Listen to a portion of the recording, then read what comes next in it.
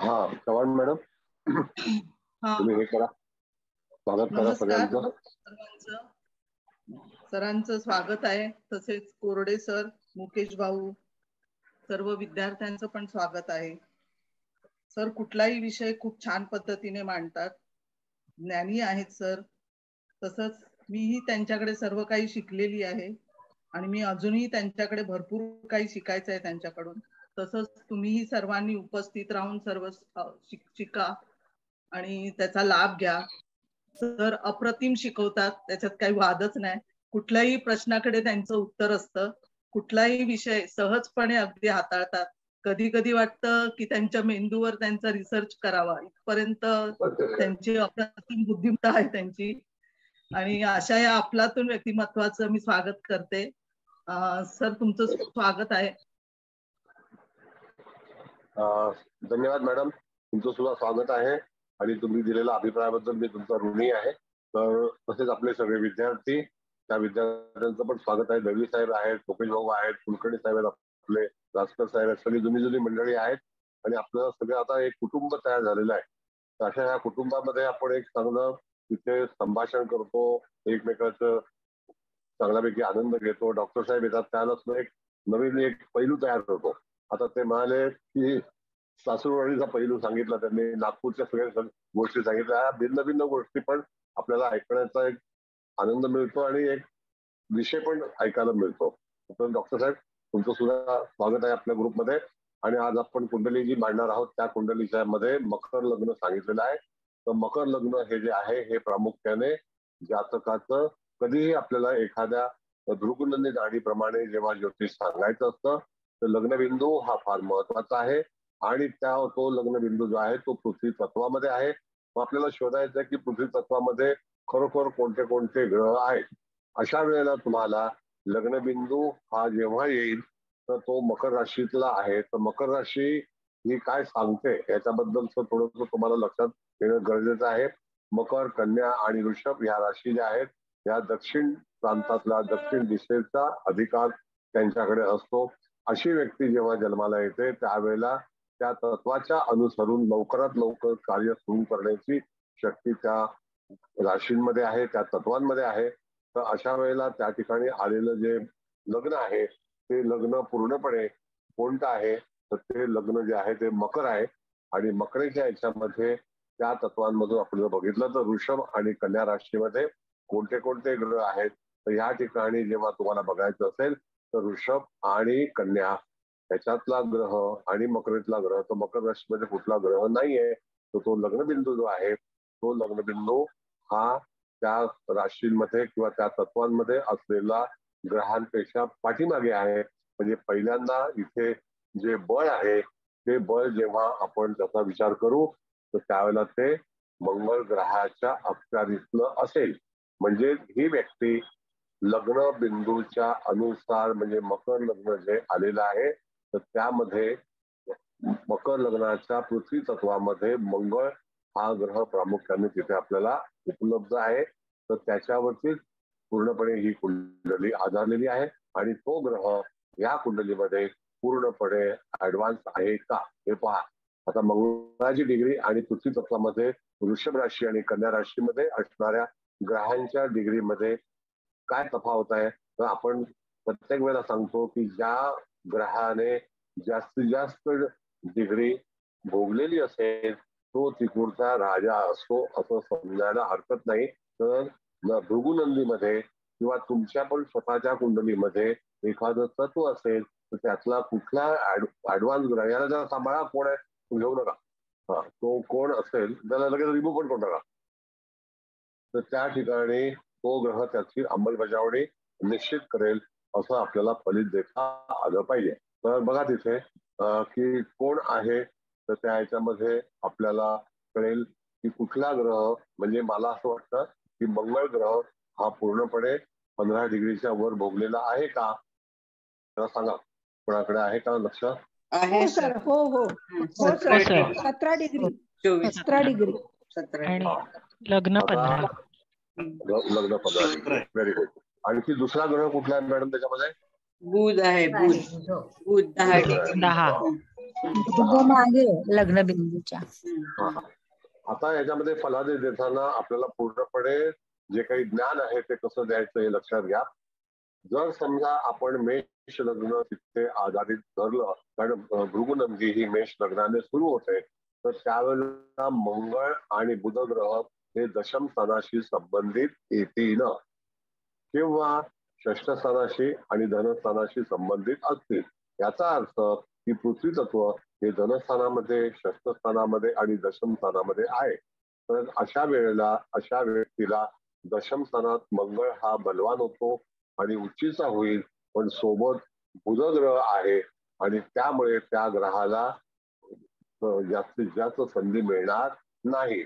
मग अशा वेळेला जातकाच्या जीवनामध्ये होणाऱ्या घडामोडी या बुधाला त्याचा अधिकार कमी करावा लागेल आणि बुध हा ग्रह पराक्रम स्थानात म्हणजे मेष लग्नाला पराक्रम स्थान हे भावंडांचं आहे.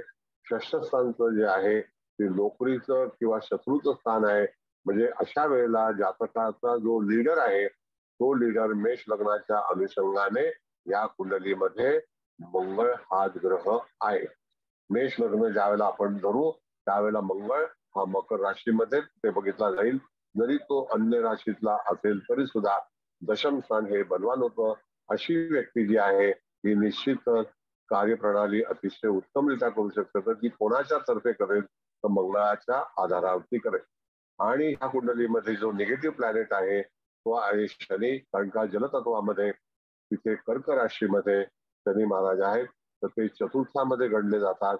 अधिक सप्तमामध्ये ते आहेत आणि तसंच 4, 8, 12 म्हणजे कर्क, वृश्चिक आणि मीन या 3 राशी जलतत्वाच्या आहेत. तर या 3 राशी जलतत्वाच्या असल्यामुळे त्या ठिकाणी तो एकच ग्रह आहे. मग त्याला त्या ठिकाणी जरी 2 डिग्रीचा असेल किंवा 10 डिग्रीचा असेल तर त्याला तिथे त्या ठिकाणी काही फरक पडणार नाही, कारण का ही तिन्ही तत्व म्हणजे 3 ज्या राशी आहेत 4, 8, 12च्या त्या पूर्णपणे त्याच्या ताब्यात आहेत. याचा अर्थ कर्केचा शनी असल्यावरती वृश्चिक राशी त्याच्या शत्रूची आहे, गुरुची रास जी आहे ती सम आहे आणि चंद्राची जी कर्क रास आहे ती रास पूर्णपणे त्याच्या शत्रूची आहे. मग अशा वेळेला त्या ठिकाणी जातकाच्या जीवनामध्ये ज्या काही घडामोडी आंदोलनं होतील ती कर्क राशीतली आणि वृश्चिक राशीतली होणार एवढं निश्चित. म्हणजेच काय की जातकाच्या जीवनामध्ये संघर्ष किंवा तत्सम जे काही प्रश्न उपस्थित होतील ते संपूर्ण प्रश्न जे आहेत ते शनी ह्या ग्रहांमुळे कर्क रास आणि वृश्चिक राशीमध्ये होतील, तेवढे मीन राशीमध्ये होणार नाहीत असं समजावं. पण चतुर्थ स्थान कालपुरुषाचं आणि सप्तम स्थान हे त्याच्या मूळ कुंडलीतलं, इथे जातकाचा संबंध सप्तम स्थान जेव्हा ऍक्टिव्हेट होईल त्यावेळेला तुम्हाला सप्तम स्थानाचं फलित हे चांगलं मिळणार नाही, कारण का सप्तम स्थानाच्या ह्याच्यातला शनी हा कारकग्रह नाही. तसाच जन्माच्या वेळेला तो कालपुरुषाच्या अनुसरून कर्क राशीमध्ये आलेला आहे. तर कर्क राशीमध्ये आल्यामुळे त्या ठिकाणी कर्क राशीचं फलित जे आहे ते जातकाच्या जीवनामध्ये निश्चित चांगलं मिळणार नाही.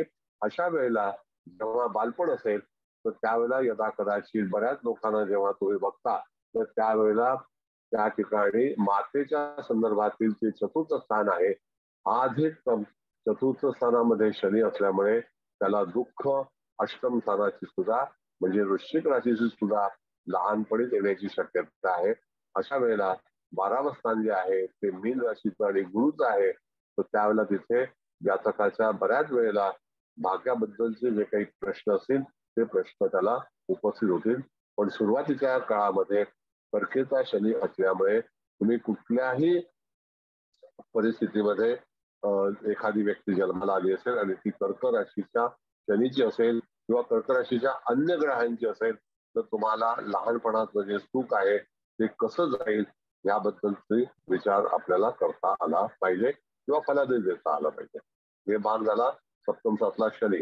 त्यानंतर आपण असं बघायचं आहे की त्या ठिकाणी जेव्हा एखादा ग्रह आपण वृषभ राशीतला पाहिला, कन्या राशीतला पाहिला, आता अग्नी तत्वामध्ये 2 ग्रह आहेत तर त्याच्यामध्ये सूर्य आणि दुसरा ग्रह जो आहे तो त्या ठिकाणी शुक्र आहे. कळलं का? तर ह्या वेळेला असं बघायचं आपल्याला की सूर्य हा प्रधान ग्रह अग्नितत्वातला आहे. लक्षात आलं? अग्नितत्वामध्ये प्रधान ग्रह कोण आहे तर सूर्य आहे. कारण सूर्याने सिंह राशीमध्ये आणि धनु राशीमध्ये आणि मेष राशीमध्ये जास्ती अंश भोगलेले आहेत. तो सूर्य हा किती अंशाचा आहे? 15 अंश 52 कला. म्हणजे लग्न बिंदूच्या जवळ आहे का तो? जास्त आहे ना, थोडा जास्त आहे. हो थोडा जास्त आहे. म्हणजे लग्न बिंदूचा ऍडव्हान्स आहे तो, म्हणजे थोडा जास्त असतो तरी सुद्धा तिथे कला विकलेचं गणित जे आहे ते आपल्याला केलं जातं. म्हणजे ज्या वेळेला आपण अग्नितत्व पाहू तर अग्नितत्व म्हणजे प्रथम स्थान, पंचम स्थान आणि भाग्यस्थान.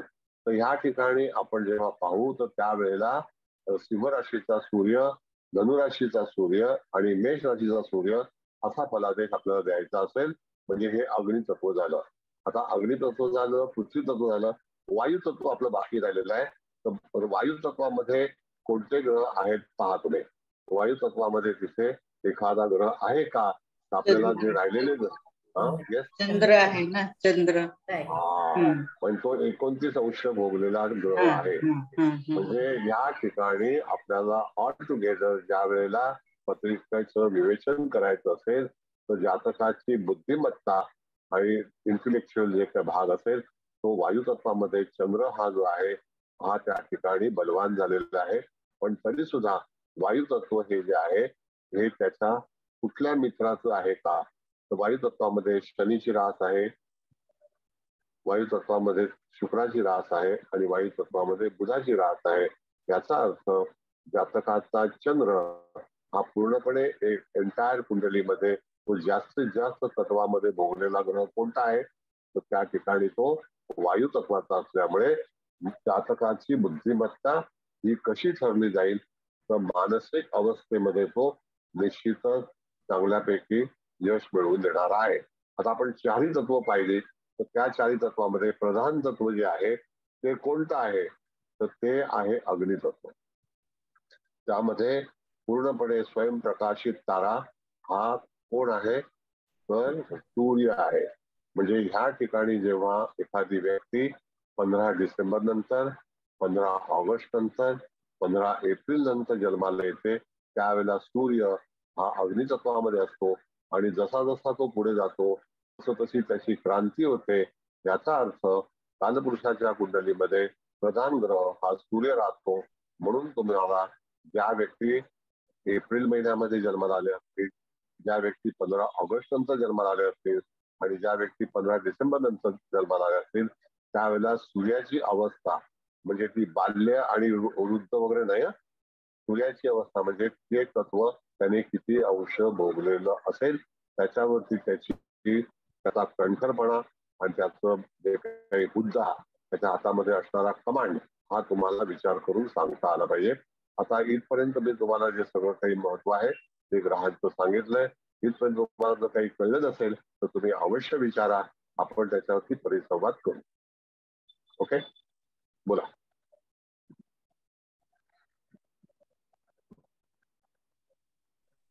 सर हा बोला.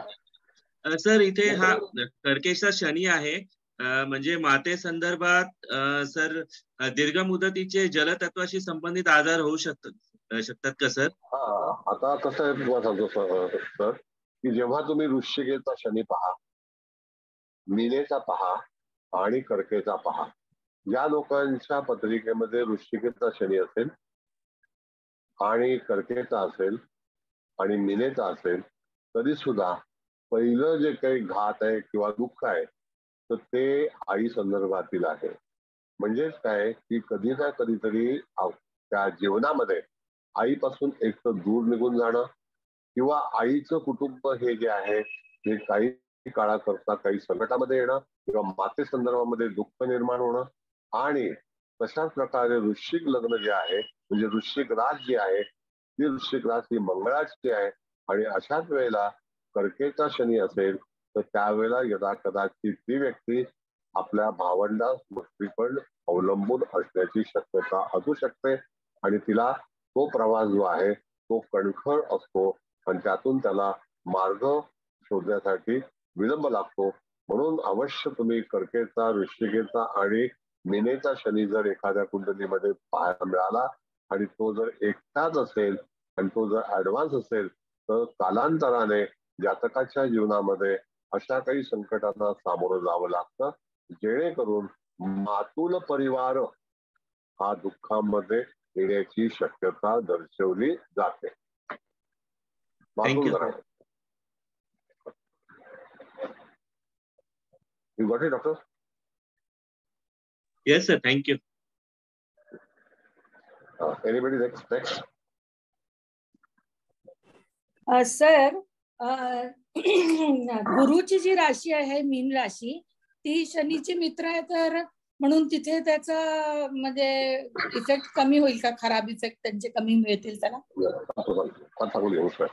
बघा कसं आहे मॅडम, की यदा कदाचित जर समजा आपण कर्क राशीचा शनी पकडला हरकत नाही, पण गुरु शनीचं ह्यांचं नातं काय आहे तर मित्रत्वाचं नातं आहे.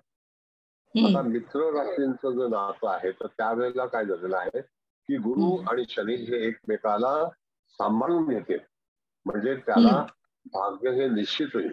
आणि जेव्हा कर्क राशीचा, वृश्चिक राशीचा आणि मीन राशीचा जर शनी एखाद्या व्यक्तीच्या कुंडलीमध्ये असेल तर त्याला आपल्या जन्मापासून दूरवर जाऊन भाग्य निर्माण करण्याची त्याच्यामध्ये युक्ती येते, की त्याला तसं करावं लागतं. ठीक आहे, धन्यवाद.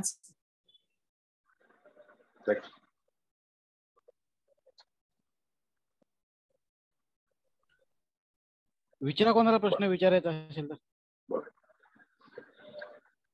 आता जर समजा यदा कदाचित बोला विचारा.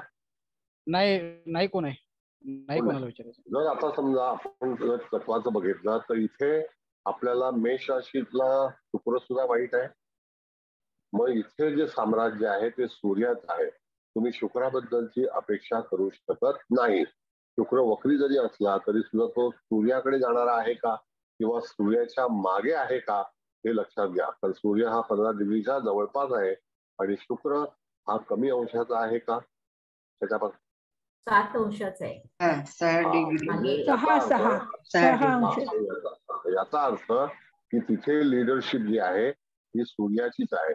आणि अशा वेळेला तुम्हाला जर सूर्य आणि शुक्राची युती जर अग्नितत्वामध्ये आढळली गेली तर त्यावेळेला शुक्राचे जे काही योग असतात किंवा शुक्राचं जे फलित असतं त्या फलितामध्ये आपल्याला वंचित राहावं लागतं, असं भृगु नंदी गाडी सुचवतं. म्हणजे काय की शुक्र एक तर वक्री आहे आणि तो मागे जाणारा आहे आणि रवी ओलांडून पुढे गेलेला आहे आणि त्यावेळेला शुक्र हा वक्री झालेला आहे. म्हणजे तिथे साम्राज्य कोणाचं आहे तर सूर्याचं आहे.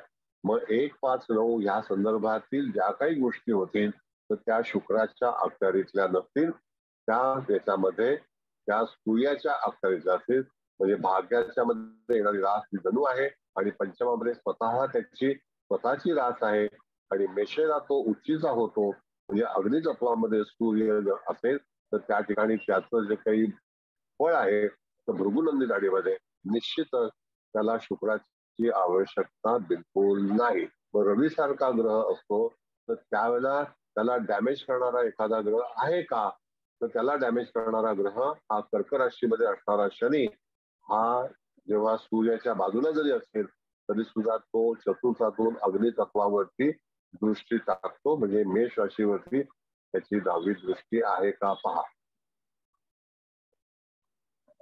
जेव्हा तुम्ही कालपुरुषाची कुंडली मांडाल सूर्य आहे ना म्हणजे जर समजा जातकाच्या जीवनामध्ये जर काही अडचण येणार असेल, काही विरोध होणार असेल तर तो विरोध जलतत्वामध्ये बसलेल्या शनीपासून निर्माण होण्याची शक्यता दर्शवली जाते. अशा तऱ्हेचं भृगुनंदीतलं फलादेश आहे. म्हणजे जरी तो शेजारी असला तरी सुद्धा जातकाच्या जीवनामध्ये जे काही आंदोलन होईल तर ते आंदोलन शनी एक तर सप्तम स्थानामध्ये मूळ कुंडलीमध्ये आहे, अधिकतम त्याच्या शेजारी जेव्हा सूर्यासारखा प्रभावशाली ग्रह आहे आणि त्यावेळेला आपण जेव्हा भृगुनंदी गाडी शिकतो आणि त्याला मेष लग्न गृहीत धरल्यावरती स्वयं जातक हा बलवान असतो, पण सप्तम स्थानाचा शुक्र हा त्या ठिकाणी वक्री आहे आणि तो सूर्यासोबत आहे म्हणून सप्तम स्थानाचं फळ हे चांगलं मिळणार नाही. तशाच परिस्थितीमध्ये जरी सेवेचा शुक्र असला तर कालपुरुषाच्या कुंडलीमध्ये चतुर्थामधला शनी हा लग्न स्थानामध्ये म्हणजे मेष राशीला पाहतोय. त्याचा अर्थ सूर्य आणि शुक्र हे दोन ग्रह तिथे निश्चितच काही काळासाठी तिथे दूषित होणार. पण ही कुंडली पूर्णपणे सूर्यग्रहावरती अवलंबून असेल. सर इथे सूर्याच्या जर डिग्रीच्या जवळपास जर शुक्र असता तर त्याचे कारकत्व थोड्याफार प्रमाणात प्रभावित झाले असते की सूर्याचंच प्राबल्य राहिलं असतं सर? नाही, आता भाग आपण असं बघितलं तर एक लक्षात घ्या की ज्या वेळेला तुम्ही एखादी कुंडली वाचता आणि शुक्र जर सोबत असेल तर बऱ्याच वेळेला अशा तऱ्हेचा अनुभव आपल्याला येतो की कालांतराने आपल्याला दुःखात लोटणारे जे लोक असतात तर ते शुक्राच्या तत्वाचे असतात. म्हणजे कधी कधी काही वेळेला पत्नीच्या हट्टामुळे एखादा नवरा दुःखामध्ये जातो. मग तसं दुःख या व्यक्तीच्या कुंडलीमध्ये सूर्य शुक्राची युती असल्यानंतर घडामोड होऊ शकते. आणि तुमच्या समोरचं उदाहरण पण आहे, आपण नंतर बोलू. हो 100% सर, 100%. हो हो सर.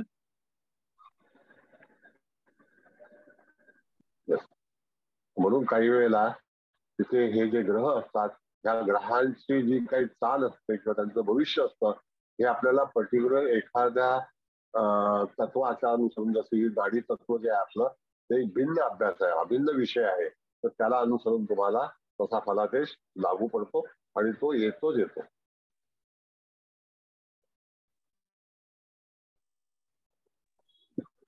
नेक्स्ट सर एक विचारू? विचार.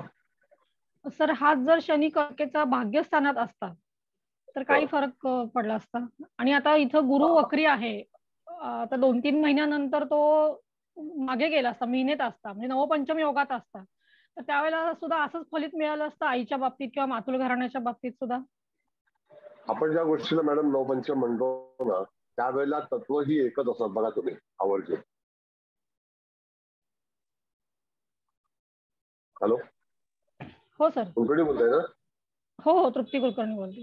हा मॅडम, असं आहे की आपण समजा असा विचार केला की गुरु हा कोणत्या राशीमध्ये आहे तर मीन राशीमध्ये, बरोबर आहे.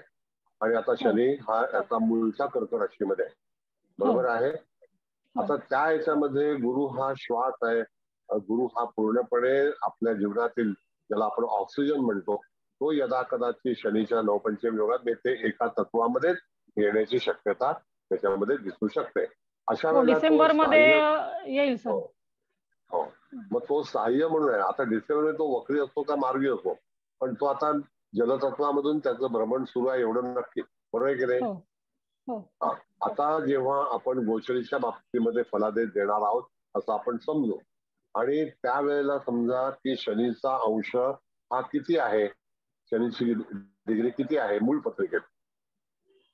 नाही सर, मी असंच ह्या पत्रिकेच्या अनुषंगानेच विचारलं, कुठल्या पत्रिके संदर्भात नाही विचारलं. ऐका 2 मिनिटं. तुम्ही आता विचारलेला प्रश्न चांगला आहे, लोकांना त्यातून काहीतरी निश्चितच ज्ञान मिळेल.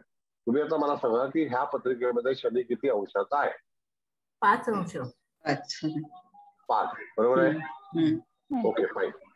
आता आपल्या जातकाचा असा प्रश्न असेल की माझं दुःख कधी निवारण होईल. ओके, बरोबर आहे. बरोबर. आता त्यावेळेला तुम्हाला कल्पना आहे की एप्रिल महिन्याच्या साधारणतः 24 तारखेनंतर गुरु हा मीन राशीमध्ये त्याचं भ्रमण सुरू झालं, नक्की. बरोबर आहे. त्याच्यानंतर 85 दिवसाने त्याने जाऊन शनीला, मूळच्या शनीला स्पर्श केला तत्वाच्या अनुसरून. म्हणजे एक तर तुम्हाला त्या जातकाच्या जीवनामध्ये चांगल्या हालचाली या वर्षभरात होणार आहेत, पण त्या नेमक्या कधी होतील तर त्यावेळेला मूळ पत्रिकेमध्ये असणारा शनी हा किती अंशाचा आहे आणि तिथून मागून येणारा म्हणजे प्रवेश करणारा ग्रह हा त्याच्या सोबत जाताना त्याचा कालावधी कोणता असेल, तो कोणता असेल, तो 85 दिवसाचा असेल. मग त्यावेळेला आपल्याला बघितलं पाहिजे की एप्रिल महिन्याच्या 24 तारखेनंतर झाल्यानंतर 85 दिवस साधारणतः तुम्ही मोजा, तर ते किती होतात? तर 3 महिने होतात. म्हणजे एप्रिल, मे आणि जून हे 3 महिने झाले की नाही? हा, मग त्या 3 महिन्यामध्ये जातकाचं जून महिन्यामध्ये त्याला डेफिनेटली त्या व्यक्तीला सहकार्य मिळालं असेल. आता जून महिन्यामध्ये जेव्हा ते सहकार्य मिळेल त्यावेळेला सूर्याची पोझिशन जी आहे ती वृषभ राशीमध्ये असण्याची शक्यता आहे किंवा मिथुन राशीमध्ये. बघा आता कसं आहे सांगतो, जेव्हा गुरु भ्रमण केलं त्यावेळेला तो मेषात होता, सूर्याने त्याला ओलांडलं आणि पुढे गेला. सूर्य काही त्याची वाट पाहत बसणार नाही, त्याला 1 वर्षाचा कालावधी मीन राशीमध्ये उपलब्ध आहे. खरंय? पण जर समजा आपल्याकडे कुंडली आली आणि जातक विचारतो की माझं दुःख कधी निवारण होईल किंवा मला भाग्याची दिशा केव्हा मिळेल, आणि शनी भाग्याची दिशा का दर्शवतो? कारण तिकडे तो मीन राशीच्या जलतत्वाशी संबंधित असल्यामुळे. थोडासा विषय थोडासा वेगळा आहे, थोडं समजून घ्या. म्हणजे मीन राशीचा संबंध पण आपण तिथे जोडलेला आहे. मग त्याला सपोर्टिंग प्लॅनेट कोण आहे यावर्षी? तर गुरु आहे. बरोबर आहे? आता गुरुने जेव्हा तिथे प्रवेश केला तर 15 एप्रिलच्या दरम्यान आपण जर बघितलं तर सूर्य त्यावेळेला मेषात होता की नाही? बरोबर आहे. म्हणजे याचा अर्थ सूर्य मीन राशीला ओलांडून गेला आणि गुरुने प्रवेश केला. बरोबर. मग गुरुने प्रवेश केल्यानंतर शनीपर्यंत पोहोचायला म्हणजे जलतत्वाच्या त्या अंशापर्यंत पोहोचायला जर 85 दिवस लागत असतील तर त्या ठिकाणी जातकाला ते यश हे 85 दिवसावरती येऊन थांबतं. कुलकर्णी साहेब बघा जरा, उमाकांत कुलकर्णी. हो सर, बरोबर आहे. आता ही पत्रिका सर, एक मिनिट कुलकर्णी बोला, बोला कुलकर्णी. आता मीनेतला जो गुरु आहे त्याचा तो आता आणि मार्गी होईल. नाही, मार्गी झाला तरी तो बघा आता एप्रिल पासून ऑक्टोबर पर्यंत फार पुढे गेलेला आहे. हे तर नक्की पुढे गेले. हो नक्की. म्हणजे तो शनीच्या स्पर्शाला परत येणार नाहीये. नाही येणार. बरोबर आहे. म्हणजे तो त्याला फले देऊन पुढे गेलेला आहे, पण ते एकाच तत्वामध्ये उपस्थित आहेत आणि गुरुचे अधिकार वाढले त्यामुळे. मग त्या ठिकाणी डेफिनेटली गुरुचे अधिकार वाढलेले आहेत. शनीचं जो काही दुःख आहे ते सुद्धा कमी झालंय.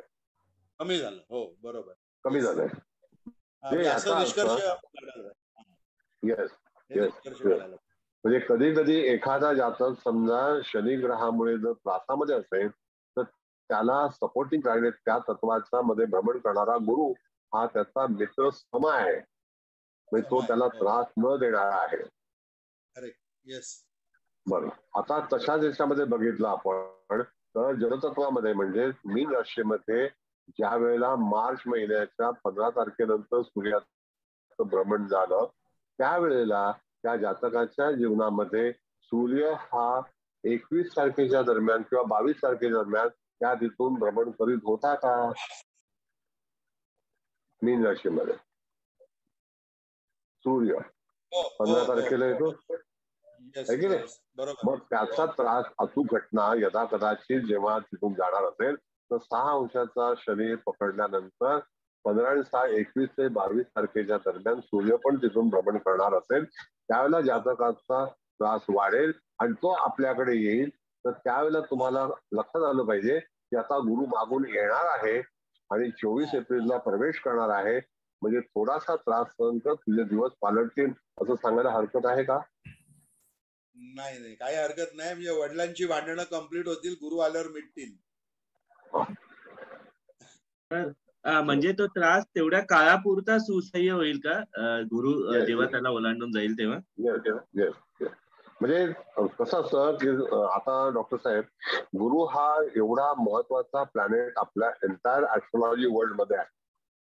तर ज्या ज्या वेळेला आपण जेव्हा विवाह करतो त्याला गुरुबळ आहे का, गुरुबळ नाही का, एखादं कार्य करतो त्याला गुरु वक्री आहे का, गुरु अस्त आहे का, त्याला काही विषय टळले जातात.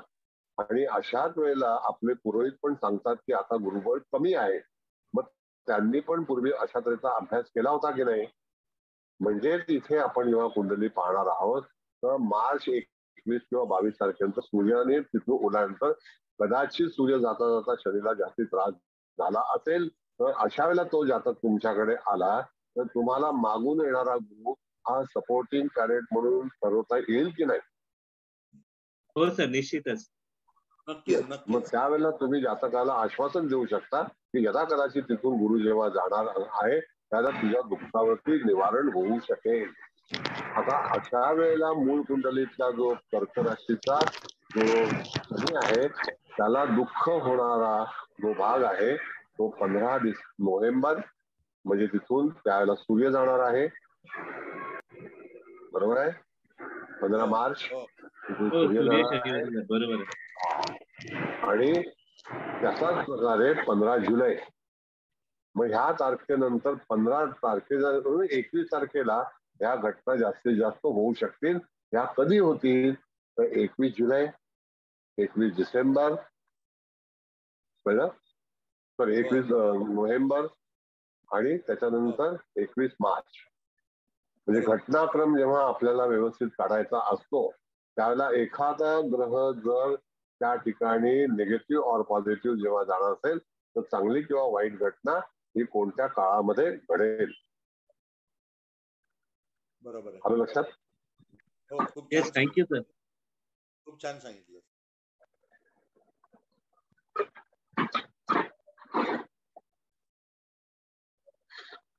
बोला.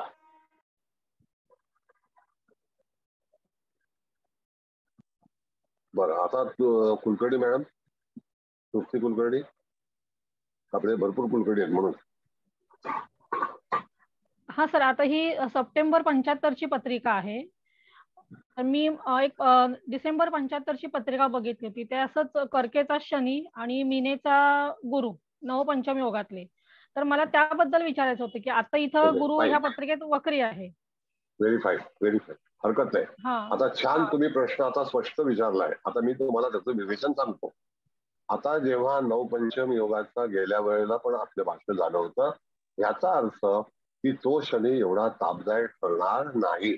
का नाही ठरणार की ज्याच्या तत्वामध्ये तो बसलेला आहे तर त्याचाच अधिपती तो त्याच्या सोबत चाललेला आहे म्हणून त्या ठिकाणी दुःख होण्याचा प्रयत्न होणार नाही. म्हणजे तुम्ही जे 75 आणि त्याच्यानंतर 78 बोलताय ना तुम्ही का 77? 75 डिसेंबर 75 ची एक पत्रिका बघितली होती मी. हो बरोबर आहे. मग आता त्या ठिकाणी 75 साली गुरु जलतत्वामध्ये होता. हो बरोबर आहे. आता 75 ला गुरु जो आहे तो मीनेला होता. हो. आणि शनी कर्केला होता. त्यानंतर कालांतराने काय झालं, कर्केला जेव्हा गुरु आला त्याला शनी शिवेला होता. बरोबर आहे.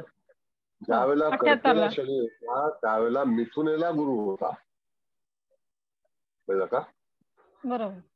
एक राशांतर मध्ये होतं. त्याच्यानंतर जेव्हा शिवेला गेला शनी त्यावेळेला तो राहुयुक्त झाला आणि त्याच्यानंतर मागोमाग गुरु पण तिथे आला, तो कर्केला होता. हो सर. बरोबर आहे. 78 सालचं तुम्ही सांगताय हे. येस. मग ज्यावेळेला आपल्याला फलित द्यायचं असेल तर त्यावेळेला जर समजा ते त्याच तत्वामध्ये असतील राहू केतू सोडून तर त्या शनीला एवढा त्रास देण्याची आवश्यकता भासणार नाही, पडणार नाही. तर त्या जातकाला एवढा त्रास होणार नाही इन्शॉर्ट. अच्छा, भावंडांच्या बाबतीत पण होणार नाही कारण तृतीय स्थानावरती दृष्टी टाकतो म्हणून.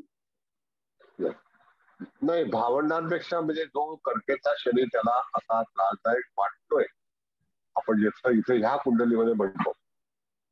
कसं असतं की कर्केचा शनी जर समजा लहानपणी जन्माच्या वेळेला आहे तर मातेला कदाचित त्या बाळापासून दुःख होण्याची शक्यता असू शकते. कळलं. बरोबर. आलं लक्षात. हो सर आलं. आणखी काही क्युरिओसिटी असेल तर विचारा. तुम्ही चिंता करू नका. नाही आलं सर लक्षात आलं. नमस्कार सर. नमस्ते, बोला.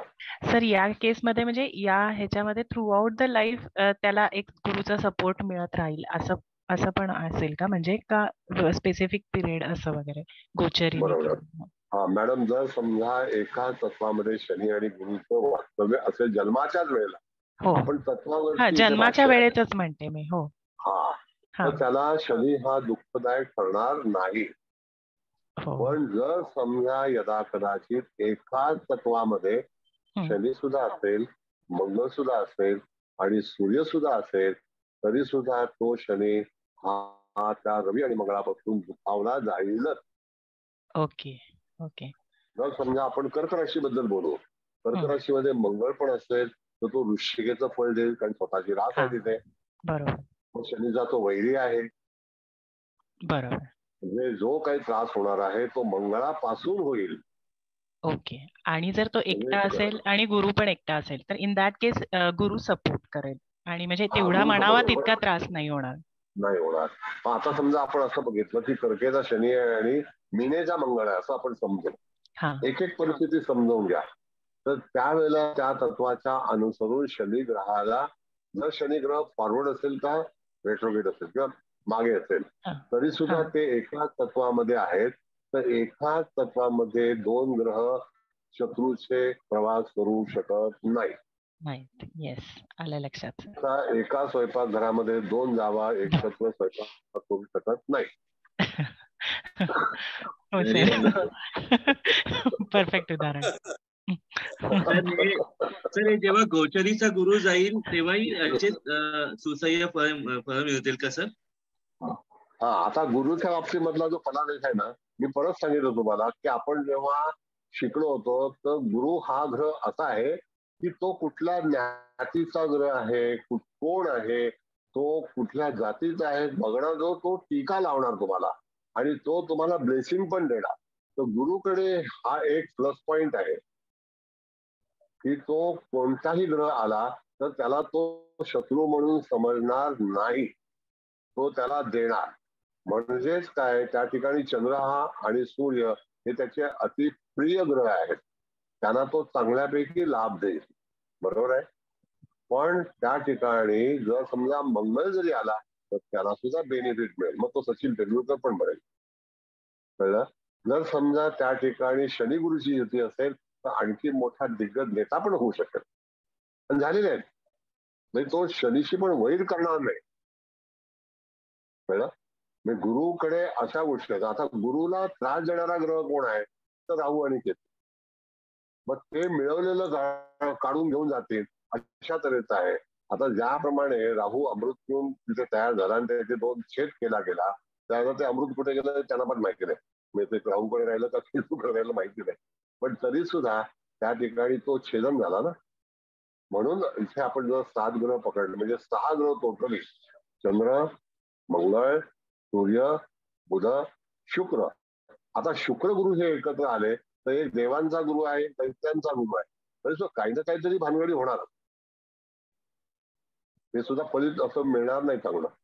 हे बरोबर. जसं रवी बरोबर शुक्र नाही देत त्याप्रमाणे गुरु बरोबर शुक्र देत नाही. शुक्राची भूमिका मी तुम्हाला एकदम स्पष्ट सांगतो डॉक्टर साहेब.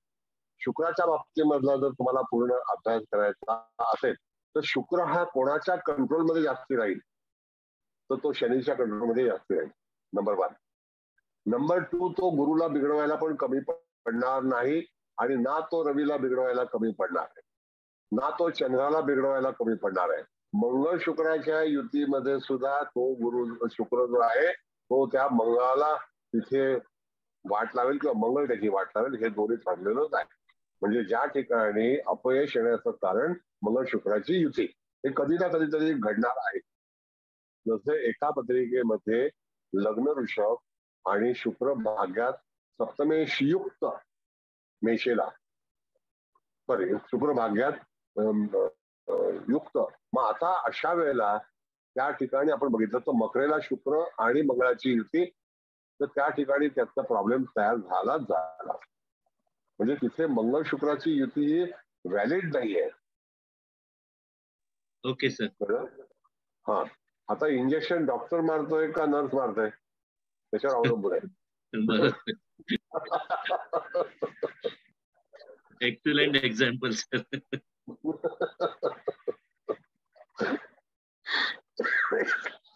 तर शुक्र हा डॅमेज कसा होतो? एक वेळेला शनी हा त्याला सांगतो लिमिट मध्ये, पण मंगळ हा लिमिट नाहीये, मग त्याचा असरारी होतो, नो लिमिट. कळलं? म्हणजे अशा वेळेला जेव्हा घटना घडतात तर गुरु शुक्राची युती सुद्धा इथे शुक्र हा गुरुची फसवणूक करेल. शुक्र बुध हे एकमेकात चालतील, पण गुरु कोणाबरोबर नांदेल? तर गुरु चंद्राबरोबर नांदेल, गुरु सूर्याबरोबर करेल, गुरु मंगळाला प्रतिसाद देईल. हे तीन त्याचे पक्के मित्र झाले. कारण का? हे मेष, धनु आणि सिंह त्या तीन त्रिकोण आहेत ना. हो सर. मग तो त्या त्रिकोणामध्ये आपण जर भृगुनंदी बघितली तर सगळ्यात जास्ती प्रिय कोणाला? आणि कर्केला गुरु उच्चीचा होता म्हणून चंद्र. म्हणजे मंगळ, रवी, चंद्र आणि गुरु हे चार प्लॅनेट जेव्हा तुम्ही बघता तर ते एकमेकाच्या एकाच तत्वामध्ये असले तर एकमेकाला ते कोऑपरेटिव्ह सोसायटी आहे. पण शनी पण चालेल, पण शुक्र घातक आहे असा भाग आहे. म्हणून पत्रिका जेव्हा भृगुनंदी साडीची तुम्ही करणार असाल तर गुरु हा शनीला सपोर्ट करायला जाईल. कधी कधी काय असतं की शुक्राला समजा सपोर्ट करायला गेला असं आपण समजू. आता इथे अगदी तत्वामध्ये शुक्र आणि सूर्य आहे, तर ज्या वेळेला मेषेला जेव्हा आता गुरु येणार आहे तर तो पहिला तो शुक्राला देणार नाही, कारण गुरुला माहिती आहे की हा आपला घात करेल म्हणून तो रवी सपोर्ट आहे आणि रवी त्याच्या कामाला पण येईल. रवी आणि गुरुचं नातंच असं आहे. आता जर समजा ही कुंडली आहे आणि आपण त्याला सांगू शकतो की तुला यश कधी मिळेल, तर ज्या वेळेला गुरु अग्नितत्वामध्ये म्हणजे मेषेला, सिंहेला, धनुला जाईल त्यावेळेला मुळातला रवी हा सिंहेला असल्यामुळे त्या तत्वाचे ते अग्नितत्व आहे, म्हणून त्यावेळेला तुला यश मिळेल. हा गोचरीचा भाग झाला. बरोबर? Yes sir. मग गुरुचा होणारा नवपंचम योग आणि शुक्राचा होणारा नवपंचम योग त्याच्यामध्ये घात आहे. म्हणून पत्रिकेमध्ये काही डिफिकल्टीज गोचरी तयार होतात, काही मुळामध्येच तयार होतात. आता अशा वेळेला ती पत्रिका ही काय सांगते? कधी कधी मंगळ आणि शुक्राची युती असल्यानंतर मनुष्याचा तो आपल्या जोडीदाराबरोबर परेशान होतो, म्हणजे होतोच, ठरलेला आहे, तो नाही नांदू शकत. आता आपण नांदू म्हणतो तर स्त्रीनेच नांदलं पाहिजे का? नाही. डॉक्टर साहेब, पुरुषाने पण नांदलं पाहिजे ना? नाही.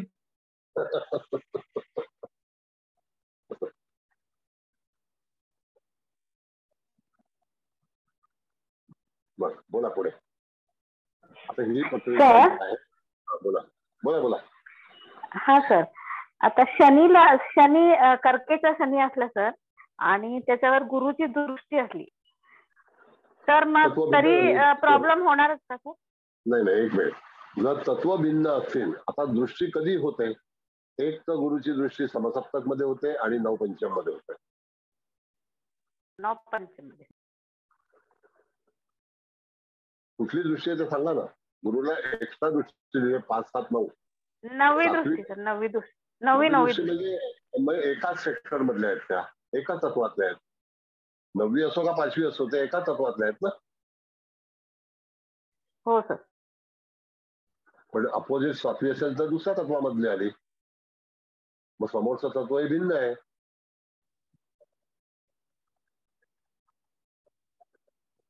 नाही का? हो सर. म्हणजे काय फलादेश सर? हा, फलादेश असा आहे, ऐका, तुम्हाला मूळ कुंडलीतला फलादेश पाहिजे का गोचरीचा पाहिजे? मूळ कुंडली. हे गुरु कोणत्या तत्वात आहे आणि शनी कोणत्या तत्वात? काय सर, आवाज येत नाही. गुरु हा कोणत्या राशीमध्ये आहे आणि तुमचा जो दुसरा ग्रह आहे तो कोणत्या राशीत आहे? सर आवाज गेला. असं कसं होईल? आवाज येतोय. तुमचा आवाज येतो मला? आवाज येतोय. तुम्हाला प्रॉब्लेम आहे नेटवर्कचा? हो नाही येतोय, आवाज येतोय सर. हा बाकी आम्ही येतो बाकीच्यांना. सर बोला, येते हो आवाज येतोय. तुमचा गुरु कोणत्या राशी मधला आहे तो सांगा ना सर. मकरेत समजा, मकरेत गुरु आहे आणि शनी कर्केत आहे. ओके, मग ते समोरासमोर आले ना. जसं आता इथे समजा ही लग्न हे आहे सर, वृश्चिकेत आहे सर गुरु. हा, वृश्चिकेतला गुरु असेल, मग शनी कुठला आहे? वृषभेत आहे का? चतुर्थात आहे. चतुर्थात आहे सर. हो, ते कसं भिन्न तर तुम्हाला एक सांगा तुम्ही. जर वृश्चिकेत असेल तर चतुर्थामध्ये येणारी रास कुठली आहे मॅडम? ती वर असेल. तत्व बदलतं की नाही? काल पुरुष कुंडलीचं सर. मला एक सांगा की रास कोणती आहे गुरुची आणि कुठल्या ग्रहाची दुसरी रास कोणती आहे? रास सांगा. तुळ रास आहे सर. तुळ रास. तुळ रास कोणाची आहे? पत्रिकेचं सर. तुळ रास आहे. कोणाची आहे पण ती पत्रिकामध्ये? कोण आहे ग्रह? ग्रह कोणता आहे? तुळ राशीत कुठला ग्रह आहे असं सर विचारतायत. ते चंद्र तुळ राशीत आहे असं सांगतायत बहुतेक. हो चंद्र आहे. तुळ राशीत चंद्र आहे. ऍक्च्युली गुरु आणि शनी कुठल्या राशीत आहेत ते सांगा सर. मेष राशीत कोणी नाही. मेष राशीत कोणी नाही. गुरु आणि शनी कुठल्या राशीत आहेत ते सांगा. गुरु वृश्चिकेत आहे. अष्टमात आहे गुरु. अष्टमात आला म्हणजे मेष लग्नाला आला. पण तुम्हाला असं म्हणायचंय की गुरुच्या समोर कोण आहे? वृषभेमध्ये कोण आहे? मंगळ आहे सर. मंगळ आहे तर ते भिन्न तत्वामध्ये आले. एक पृथ्वी तत्वामध्ये आला, एक जल तत्वामध्ये आला, तर ते सपोर्टिंग नाही होत. त्यांचं तत्व भिन्न आहे. मग वृश्चिकेचा जर गुरु असेल तर अशा वेळेला तो कर्तेला आणि मीनेला सपोर्टिंग होईल, पण वृषभेला होणार नाही.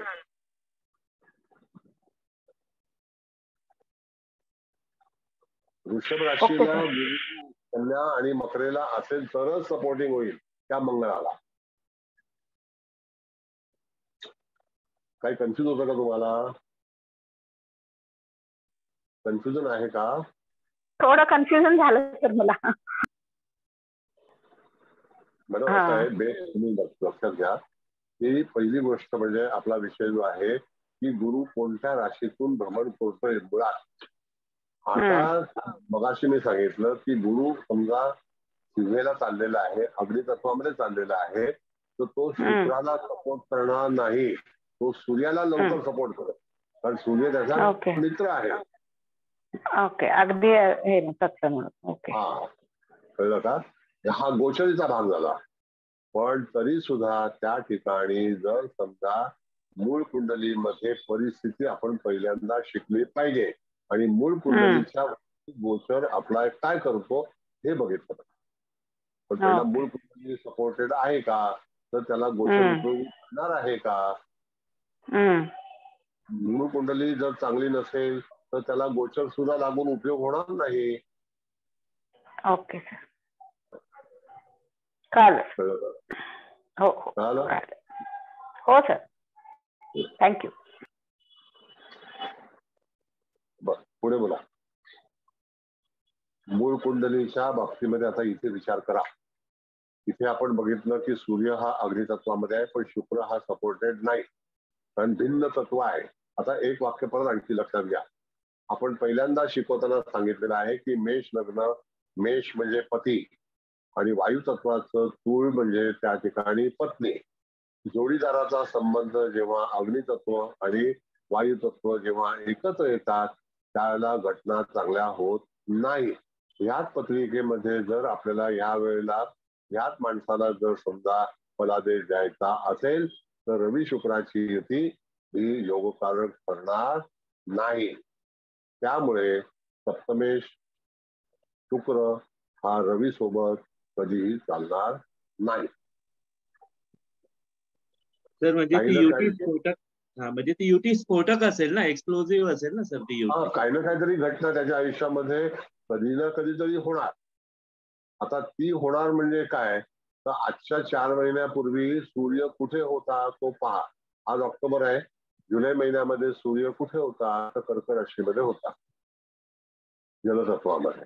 नंतर तो 15 ऑगस्टला ऑगस्ट महिन्यामध्ये आला की नाही, तर त्यावेळेला रवी शुक्राची युती मुख्य कुंडलीमध्ये होती आहे, त्यावेळेला घडामोडी घडल्या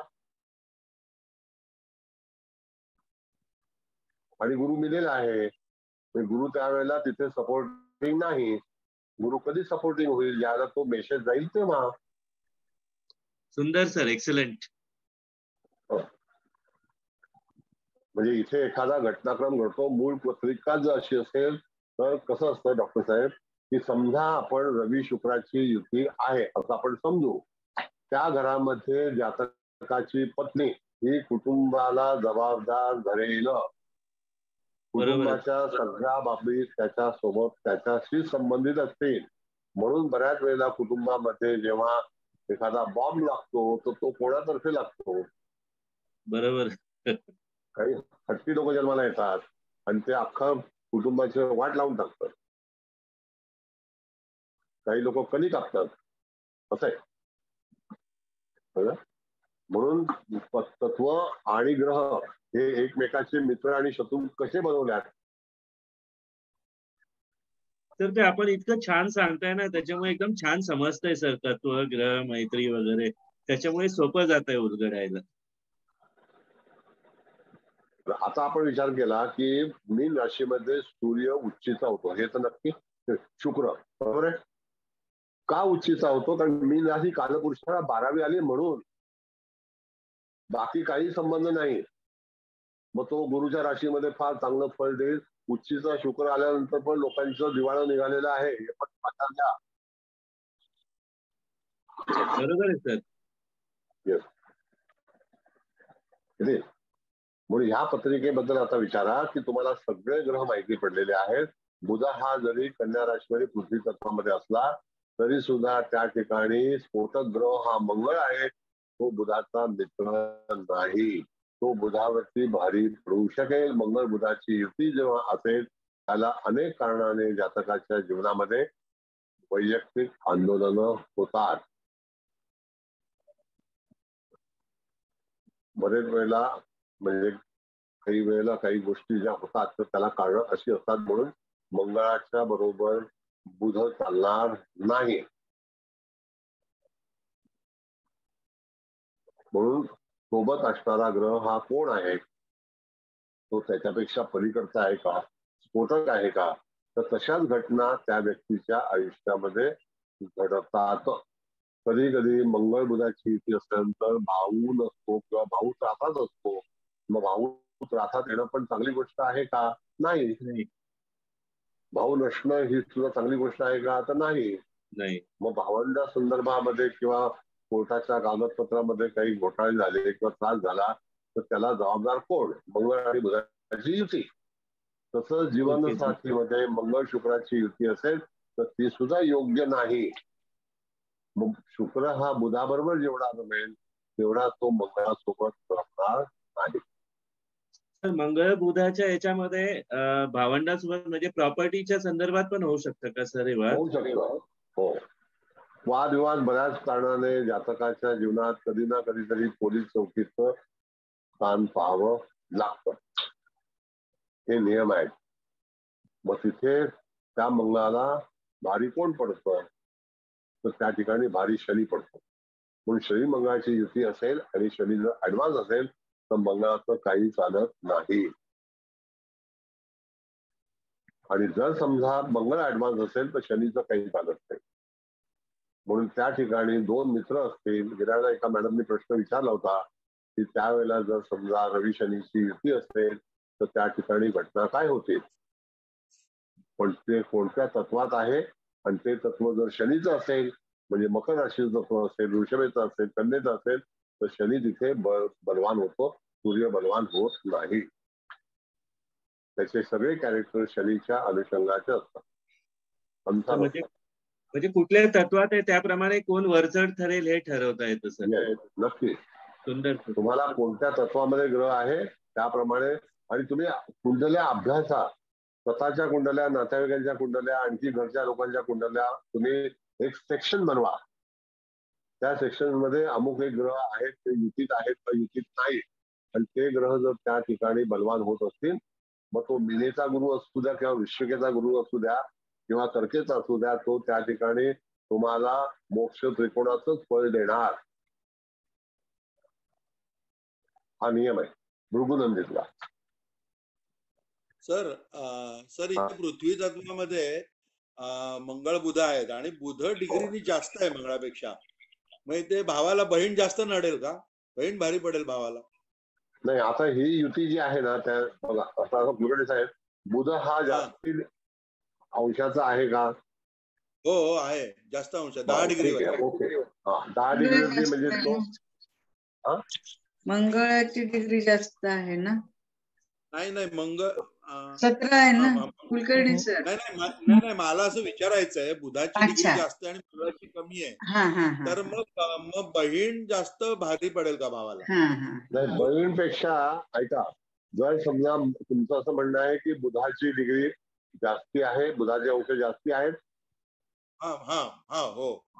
पृथ्वी तत्व हे बुधाच्या अक्षारीतलं आहे.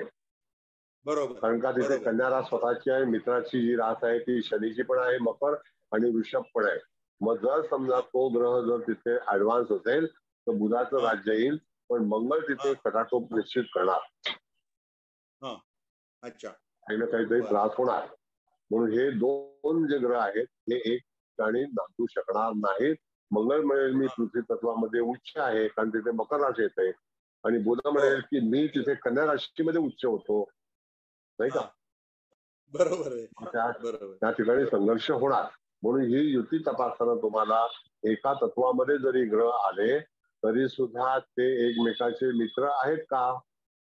नाहीये. बरोबर. मंगळ बुध मित्र म्हणजे कलह होणार, म्हणजे कलह होणार. पत्रिका शनी मंगळ तुळेत असतील तर, शनी मंगळ तुळेत असतील तरी सुद्धा जातकाच्या जीवनामध्ये संघर्ष होईल. कारण का की शनी हा जो आहे कुंभ राशीचं आणि वायू तत्वाचं काम करतो. मंगळ जो आहे हा ह्या ठिकाणी जलतत्व आणि अग्नि तत्वाचं काम करतो. अग्नि आणि वायू हे एकत्र राहू शकत नाही. तुळेचा शनी मंगळ जर असेल तर जातकाच्या जीवनामध्ये कालांतराने यदा कदाचित भावंडांचे, अपघाताचे, जमिनीचे, प्रॉपर्टीचे असे प्रश्न, कोर्ट कचेरी या संदर्भातील दुःख निर्माण होतात आणि तशी परिस्थिती निर्माण होते. तिथे शनी जरी बलवान असला वायू तत्वामध्ये, पण तो मंगळाला सपोर्टेड नाहीये. आता शनी मंगळाची युती ही भावंडांसाठी योग्य नाहीच आहे. कधी ना कधीतरी प्रॉब्लेम तयार होणार, संघर्ष होणार, किंवा वैयक्तिक जीवनामध्ये सुद्धा तो जो काही घडवायला जाईल त्याच्यामध्ये अडचणी येतील.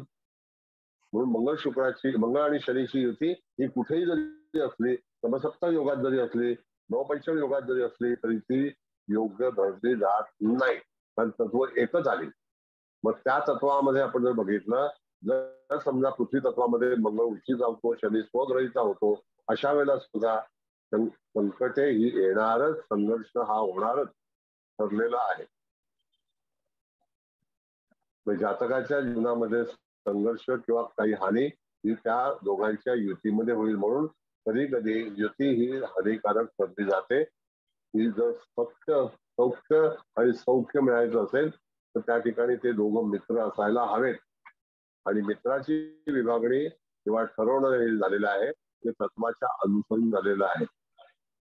पुढे सर, अग्नी आणि वायू हे काय मित्र होऊ शकत नाहीत का? बघा, अग्नि तत्वामध्ये येणारा ग्रह कोणता आहे तर मंगळ आहे, सूर्य आहे. आता वायू तत्वाच्या याच्यामध्ये बुध आहे, शनी आहे, हे ग्रह मित्र होऊ शकणार नाही कधी. नाही, ते बरोबर आहे. ग्रहांची मैत्रीमध्ये तुम्ही म्हणता ते बरोबर आहे. म्हणजे तिथे सपोर्टिव्ह होणार. बघा, जातकाच्या जीवनामध्ये विघ्न ही का उपस्थित होतात, अडचणी का तयार होतात, संघर्ष का तयार होतो. जर समजा आता आपण विचारलं तर पहिल्या वेळेला मी तुम्हाला सांगितलं की पृथ्वी तत्वामध्ये जर ग्रह असतील तर जातकाला आपल्याला कर्म करायला किंवा कार्य करायला लवकर संधी मिळते किंवा करावी लागते. त्याला काही कारण असतात ना, घरची परिस्थिती असते, त्याला ते काम करावं लागतं. एक बोलू का मी? आवाज. हॅलो, बोला ना. आता पती पत्नीच्या कुंडलीमध्ये मेष लग्न सप्तम स्थान पतीच्या कुंडलीमध्ये आणि पत्नीच्या कुंडलीमध्ये तूळ आणि मेष असं कॉम्बिनेशन असेल तर त्याला मेड फॉर ईच अदर असं म्हणतात. की का म्हणतात मग ते सांगू. भृगुनंदी नाडीमध्ये सप्तम स्थान हे शुक्राचं आहे आणि ते आपल्याला आपला जोडीदार कसा असेल ह्याच्याबद्दलची भूमिका ठरवताना जर एखादी स्त्री असेल तर तुम्हाला मंगळाकडे जायचं आहे भृगुनंदीमध्ये, आणि जर एखाद्या पुरुषाच्या कुंडलीमध्ये बघायचं असेल तर शुक्र बघायचं, तर शुक्राची परिस्थिती कशी आहे त्याच्यावरती सुख अवलंबून आहे जोडीदारात. मग तिथे लग्न कुठलंही असलं तरी सुद्धा शुक्र हा पत्नीकारक आहे आणि मंगळ हा पतिकारक आहे. आता इथे बऱ्याच महिला आहेत तर त्यांच्यामध्ये त्यांचा रवी हा कर्केला असेल, वृश्चिकेला असेल आणि मीनेला असेल तर त्या ठिकाणी आपला पती हा कशा पद्धतीचा असेल हे माहिती पडेल. त्यानंतर तो सूर्य धनुचा असेल, मेषेचा असेल आणि शिवेचा असेल तरी सुद्धा त्याला ती वेगळ्या तऱ्हेचं फलादेश मिळतो. मग तशाच प्रकारे शुक्राचा फलादेश बघायचा असेल आणि जातक पुरुष असेल तर त्या ठिकाणी तुम्हाला वृषभ रास बघितली पाहिजे, मिथुन रास बघितली पाहिजे, त्यानंतर तूळ रास बघितली पाहिजे, कुंभ बघितली पाहिजे आणि शुक्र बघितला पाहिजे. सर म्हणजे मंगळ आणि शुक्राचं हे कॉम्बिनेशनच ठरवतील म्हणजे एकमेकांच्या बद्दल कम्पॅटिबिलिटी कशी आहे. एक्सलंट सर, उत्कृष्ट. कारण का की कुठलीही पत्रिका आपल्याकडे आली आणि आपण भृगुनंदी नाडीवरती जर भविष्य लागणार आहोत आणि ते स्पेशली वैवाहिक जीवनाबद्दल, तर एक तर ह्या दोघांची युती ऍडवायझेबल नाही, नंबर 1. दुसरी गोष्ट की जर समजा जातक पुरुष आहे आणि शुक्राचं जे मदत पाहिजे, त्याला प्रेम पाहिजे, तर तो शुक्र सुद्धा चांगल्या व्यवस्थापनामध्ये असणं गरजेचं आहे. तर म्हणजे जर शुक्र आहे तो चांगल्या पोझिशन मध्ये चांगल्या याच्यात असेल तर तेवढं पत्नीपासून सुख किंवा हे चांगलं मिळेल असा अर्थ आहे ना सर? म्हणजे तो कुठे असावा शुक्र, तर वृषभेला असावा, मिथुनेला असावा, तुळेला असावा, कुंभेला असावा, मकरेला असावा, कन्येला असावा. तर त्या ठिकाणी जर जातक पुरुष असेल तर त्याला त्या ठिकाणी शुक्र हा फलादेश देईल, कारण का की तो त्या मित्रांच्या सेक्टरमध्ये असेल. पण जातक जर स्त्री असेल तर त्यावेळेला सूर्य हा प्रामुख्याने मेषेला, शिवेला, धनुला पहिलं प्राधान्य,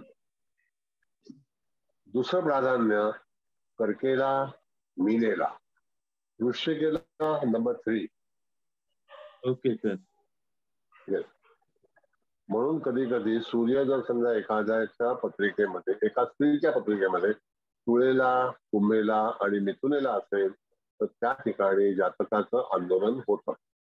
पण तोच जर सूर्य कर्केला असेल आणि मीनेला असेल तर त्याच्यामध्ये हरकत नाही, वृश्चिक सोडून.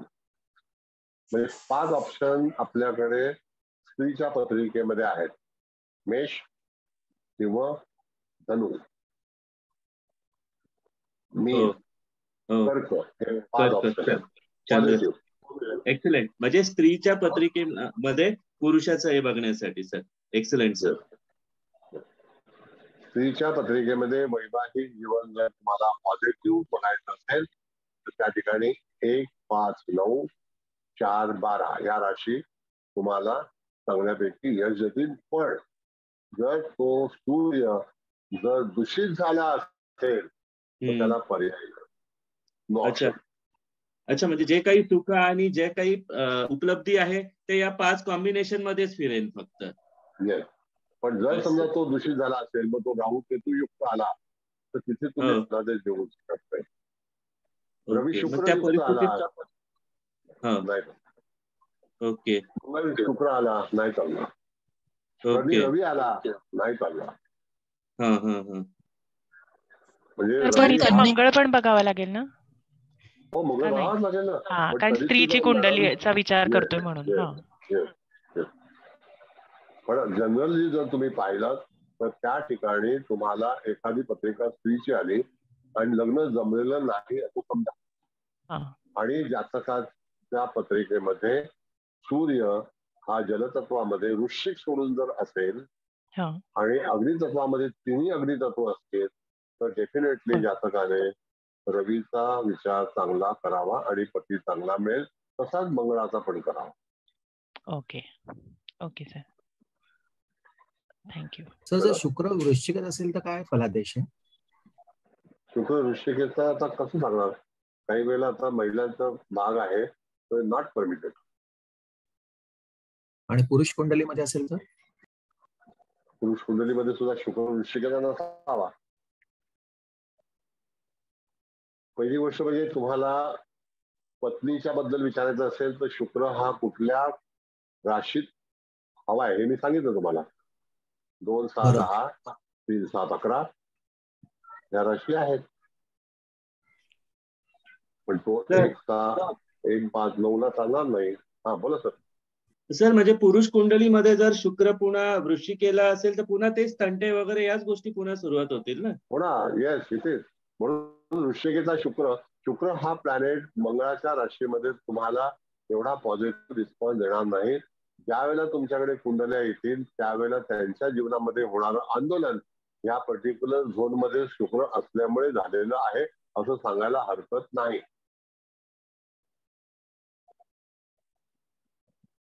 झोनचा विचार आपण करतो ना, असं आहे. आणि ते एलिमेंट कुठला आहे? वॉटर आहे, फायर आहे, एअर आहे का पृथ्वी आहे? तशाच प्रकारे तुम्हाला संपूर्ण परत सांगतो की युती ही ग्राह्य कोणत्या कोणासोबत असेल तसा फलादेश मिळेल. आता काही वेळेला असं असतं डॉक्टर साहेब, जर समजा एखादी व्यक्ती एखाद्या व्यक्तीच्या प्रेमात पडली, तो फायदेशीर आहे म्हणून असं समजले तर त्याला निश्चितच बऱ्याच वेळेला कॉम्प्रोमाइज करावं लागतं. कारण काय की त्याला तो मोबदला हवा असतो. हा कोणातर्फे विचार केला जातो तर शुक्रातर्फे केला जातो. तर म्हणजे शुक्र फायर एलिमेंट मध्ये असेल तर अजूनच फायरी होऊन जाईल सर मग रिझल्ट. नक्की. म्हणून बघा तुम्ही तपासा, मेषचा शुक्र, सिंहेचा शुक्र, धनुचा शुक्र असेल आणि जर तो रवियुक्त असेल किंवा मंगळयुक्त असेल तर जातकाच्या जीवनामध्ये जातक स्त्री असेल किंवा पुरुष असेल तर वैवाहिक आंदोलन होणार, हे ठरलेलं आहे. मग तशाच याच्यामध्ये 12 स्थानांमधून ज्या ज्या गोष्टी पाहिल्या जातात त्यावेळेला 12 स्थानामध्ये 4 तत्व येतात की नाही. मग त्या 4 तत्वामध्ये आपण समजा दशम स्थानाचा असा विचार आपण केला तर त्यावेळेला मूळ कुंडली आता इथे ही जी आहे इथे दशम स्थानामध्ये तूळ रास येते आणि कालपुरुषाला मकर रास येते. हे दोन एकमेकांचे मित्र आहेत की नाही.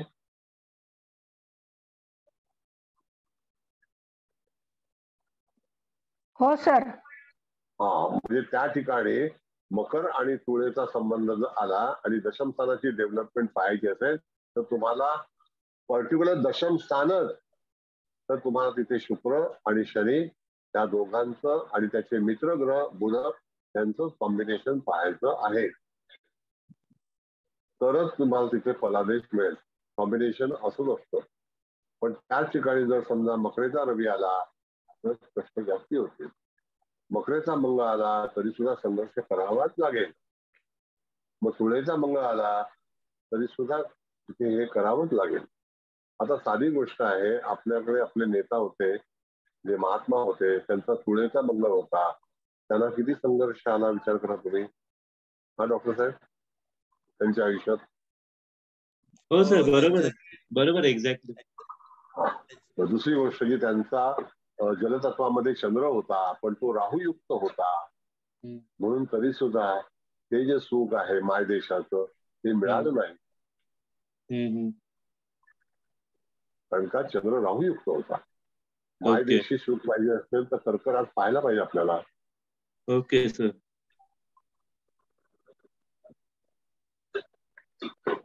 आता मायदेश बघितलं आपल्याला आपली आई हा पण आपला मायदेश आहे. नाही का? मातृभूमी. म्हणून जीवनामध्ये अशा काही घटना होतात. तुम्ही परवा राहू आणि चंद्राची युतीचा जो फलादेशाचा लेख पाठवला होता त्याच्यामध्ये विवाह झाला बघा. हो सर, बरोबर आहे, मला तेच आठवलं सर. ह्या सगळ्या गोष्टी त्याच्यामध्ये लागू पडतात. म्हणून भृगुनंदी हा फॅक्टरच वेगळा आहे इतर ह्याच्यामध्ये. अनेकांनी कुंडल्या पाहाव्या, बघाव्या, सगळं करावं, पण जेव्हा जेव्हा या गोष्टी होतील तर त्यावेळेला स्त्री जातक आहे का पुरुष जातक आहे. आणि पूर्वी कसं डॉक्टर साहेब की स्त्री जातकावरती एक पुस्तक वेगळं असायचं आणि पुरुष जातकावरती एक पुस्तक वेगळं असायचं. त्याच्यामध्ये फक्त फलादेश स्त्रियांचे असायचे आणि पुरुषांचे असायचे. Okay okay. आणि अजूनही ती पुस्तकं तुम्हाला मुंबईला तुकाराम बुक डेपो इथे मिळतात.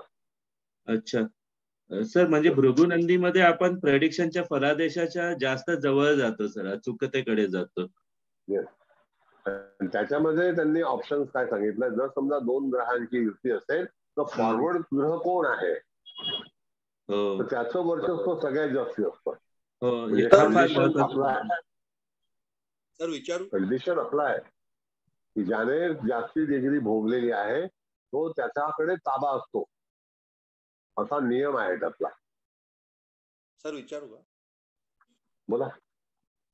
हा सर, आता तुम्ही सांगितलं स्त्री पत्रिकेत रवी 1, 5, 9 आणि 4, 12 मध्ये पाहिजे आणि पुरुष पत्रिकेत शुक्र पृथ्वी तत्वात आणि वायू तत्वात पाहिजे. हा, 2, 6, 10 ग्राह्य आहे आणि दूषित नसावेत. हा, दूषित नसले पाहिजे म्हणजे ते वैवाहिक जीवनासाठी चांगलं. ही झाली मूळ पत्रिकेतली बैठक. पण गोचरीनी परिस्थिती बिघडू शकते ना? गोचरीनी बघा, पहिली गोष्ट म्हणजे एखादी गोष्ट उंचावर जाते त्याला मूळ कुंडली त्याचा आधार असतो. गोचर मध्ये कधी कधी तफावत येतं, अप्स अँड डाऊन होतात, कॉम्प्रोमाइज करावं लागतं. आणि त्यानंतर परिस्थिती जर मूळ पत्रिका जर चांगली असेल तर त्याला मनुष्य तो त्या शक्तीने परत उभा राहतो. ओके, म्हणजे तो तरुण जातो त्याच्यात, तरुण जातो. किंवा काही काळ मधला जो काळ येतो ना तो वाईट काळाला तुम्हाला सामोरं जावं लागतं.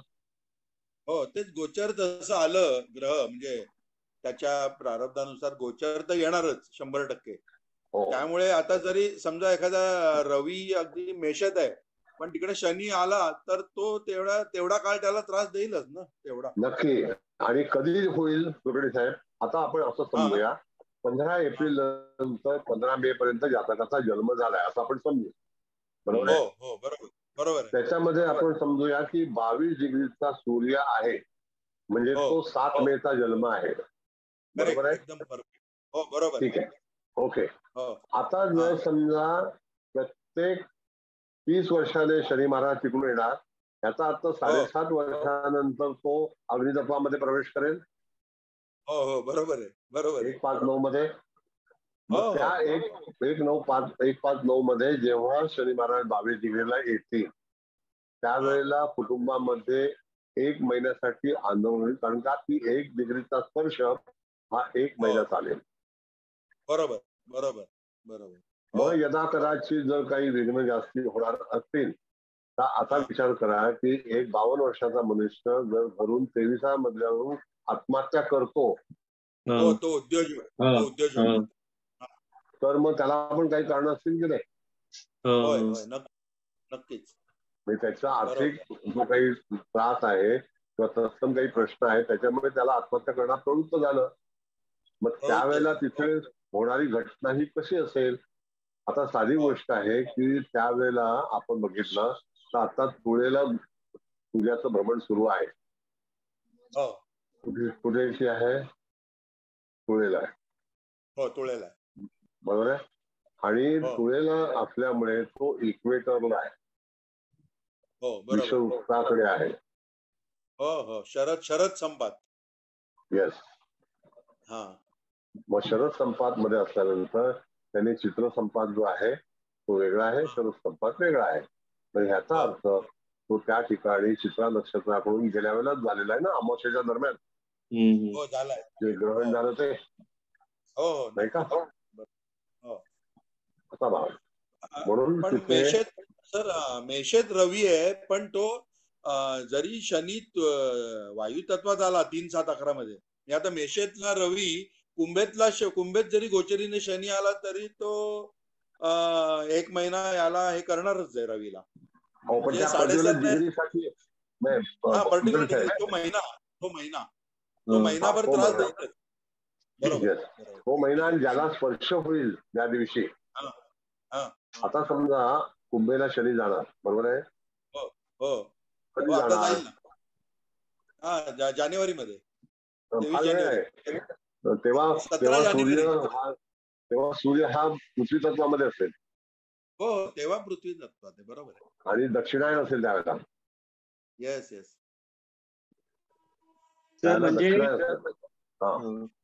सर म्हणजे मूळ कुंडलीतली ग्रहांची बैठक, तत्व वगैरे हे परमनंट लास्टिंग रिझल्ट आहे आणि त्याच्यावरून गोचर गेलं तर कमी अधिक प्रमाणात ते फक्त अफेक्ट होतील एवढं.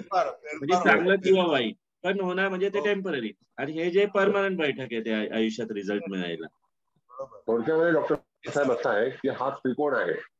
2, 6, 10, 3, 7, 11, 1, 5, 9, 4, 8, 12 हे त्रिकोण आहेत.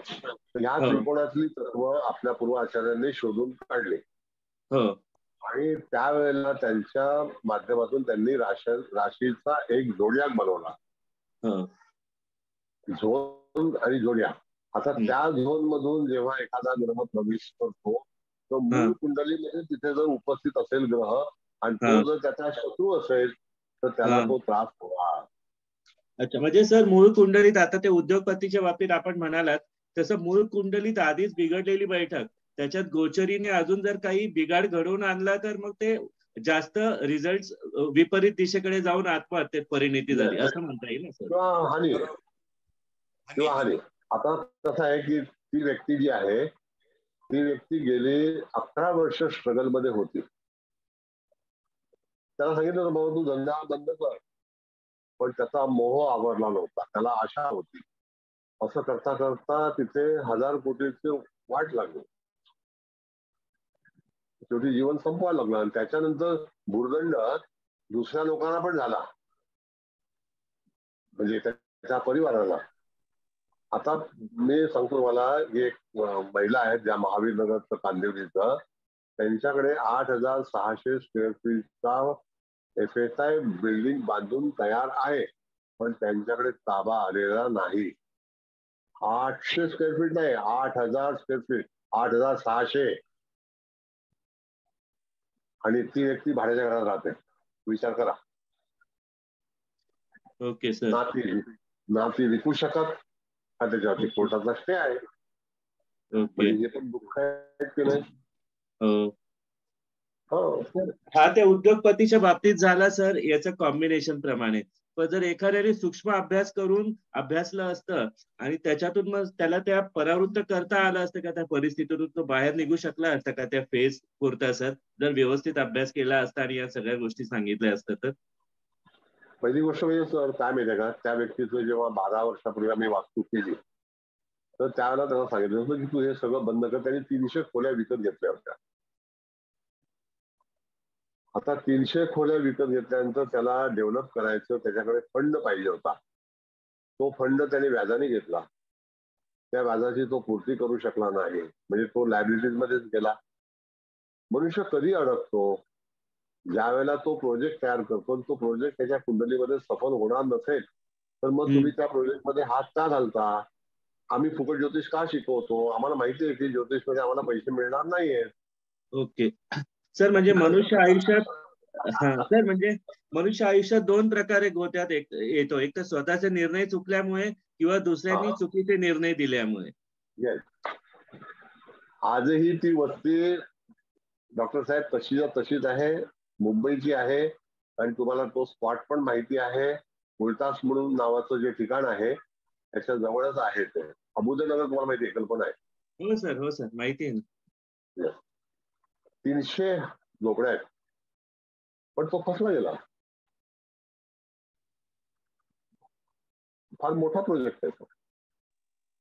ओके. मग सर अशी व्यक्ती जर आपल्याकडे आली अडचणीत मार्गदर्शनासाठी तर आपण कसं सुचवाल सर त्याला? म्हणजे तो आम्ही सांगतो बाबा ह्या भानगडीत पडू नको, तुला कधी यश मिळणार नाही. त्याला सांगितलं होतं या पत्रिका. तुला कसं असतं, मनुष्य म्हणतो नाही कुछ इलाज करो. आता डॉक्टरांना माहिती असतो की हा वाचणारच नाहीये. कळलं का? हो बरोबर.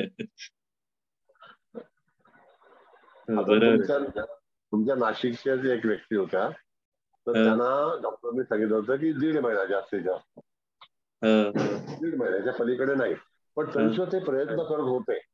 शेवटी ती व्यक्ती गेली आणि जाताना कमीत कमी 150 कोटी रुपयाची प्रॉपर्टी नाशिकमध्येच आहे. हो बरोबर आहे सर. मग काय करणार? बरोबर आहे सर. असं आहे. म्हणजे ह्या सगळ्या घटना घडतात त्याला कारण आपल्याला व्यवस्थित कुंडली वाचता आली पाहिजे. हा बोला साहेब. अनिल साहेब. हा सर नमस्कार. बोला बोला.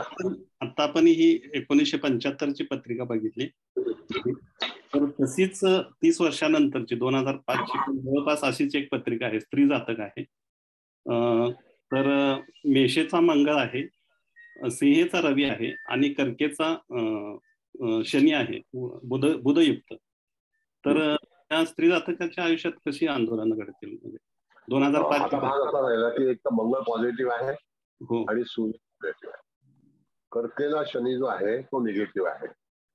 कालांतराने जातकाला भरपूर संघर्ष करावा लागेल. जातक स्त्री जरी असलं तरी सुद्धा ती व्यक्ती मेषेचा जो अंमल आहे त्याने पुढारी पण निश्चित आहे. म्हणजे तिला जबाबदाऱ्या जास्ती येतील. जर एखाद्या व्यक्तीचा जातक स्त्री आहे आणि धनुचा, मेषेचा आणि सिंहेचा मंगळ जरी असेल तर तुम्ही पत्रिका अवश्य तपासून पहा. तिच्यावरती जास्तीत जास्त जबाबदाऱ्या त्या कुटुंबातल्या येऊ शकतील. आणि रवी सिंहेचा येतो तो काय वैवाहिक? नाही, रवी सिंहेचा हरकत नाही ना, चांगला आहे ना. वैवाहिक सौख्याच्या बाबतीत काय? नाही, वैवाहिक सौख्य हे स्त्रीचं मंगळावरती अवलंबून आहे, भृगुनंदीमध्ये. पण शुक्र सुद्धा महत्वाचा प्लॅनेट आहे. आता 2005चा जन्म सांगता ना तुम्ही? हो, पण शुक्र गुरु हे ह्याचे कन्येचे आहेत. हा, कन्येचे आहेत. मग त्या ठिकाणी शुक्र बलवान झाला आहे, गुरु नाही. शुक्र 2-6-10 मध्ये आहे ना शुक्र. हो, शुक्र 2-6-10 मध्ये झालं. मग शुक्राचा काही प्रॉब्लेम नाहीये. शुक्र परत सांगितलं 3-7-11, 2-6-10. बरोबर. सर शुक्राबरोबर केतू पण आहे ना? हो, केतू पण. नाही, मग केतू नॉट परमिटेड. गुरु शुक्र केतू नाही, मला नॉट परमिटेड नाही. म्हणजे आपण सध्या सिंगल प्लॅनेट बद्दल विचार करतोय, कॉम्बिनेशनचा आपण अजून विचार केलेला नाही. त्याच्यावर कॉम्बिनेशन जर समजा आलं आणि केतू जर तिथे आला तर त्या ठिकाणी बाद. त्या ठिकाणी बाद. हा, म्हणजे सरळ डिटॅचमेंटच ना केतू आला तर सगळ्या गोष्टीमधून. काही प्रश्न उपस्थित होते. इन शॉर्ट काय माहितीये का डॉक्टर साहेब, की आयुष्यामध्ये जेव्हा एखादी घटना घडते, आता घटस्फोट कधी होतो? विवाह झाल्यानंतर होतो ना, अगोदर होतो का? अगोदर फक्त लग्न मोडतं, कळलं का? मग तशी एखादी घटना होण्यासाठी तुम्हाला विवाहबद्ध होणं गरजेचं आहे. मग जर शुक्र केतू युक्त असेल तर त्या ठिकाणी अपेक्षित राहू नये. असे अनेक फॅमिलीज आहेत की ते फक्त कर्तव्याला जास्ती महत्व देतात, फॅमिलीला महत्व देत नाहीत. बरोबर आहे सर. असं आहे.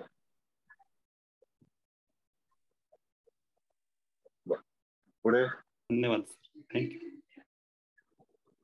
सर. ग्रह जर बोला सर, एखादा ग्रह तुम्ही आता जे सांगितलं युती म्हणजे अंशात्मक असेल 6 डिग्री प्लस और मायनस, तर त्याला जास्ती त्याचे इफेक्ट्स होतील. पण त्याच राशीत असेल तर तेवढा इम्पॅक्ट होणार नाही ना? नाही, आता परत सांगतो मी तुम्हाला.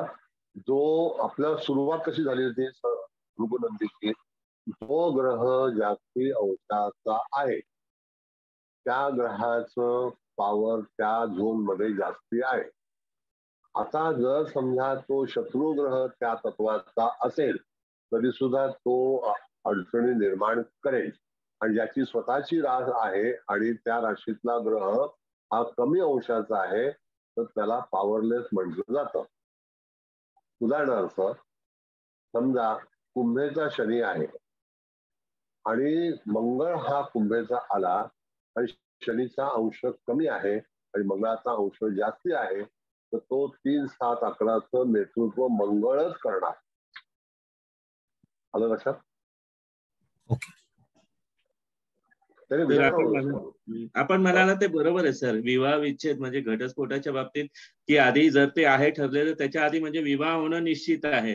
विवाह होणं निश्चित आहे म्हणजे ते कुठल्याही परिस्थितीत कसंही असलं तरी पुढचे रिझल्ट आपल्याला माहिती आहेत. हे बरोबर आहे सर. त्याप्रमाणे प्रेडिक्ट केलं पाहिजे. Excellent sir. नाहीतर तुम्हाला कल्पना कशी येणार? आता उद्या समजा एखाद्या व्यक्ती सांगितलं की माझं वैवाहिक जीवन कसं असेल, आता त्याला सांगितल्याने फार छान असेल, नंतर बोलणार रे काय छान माहिती वाट लागली, मग काय करणार? मग छान छान काय झालं? छान छान गेलं कुठे? ज्योतिषी तिकडे फेल झाला.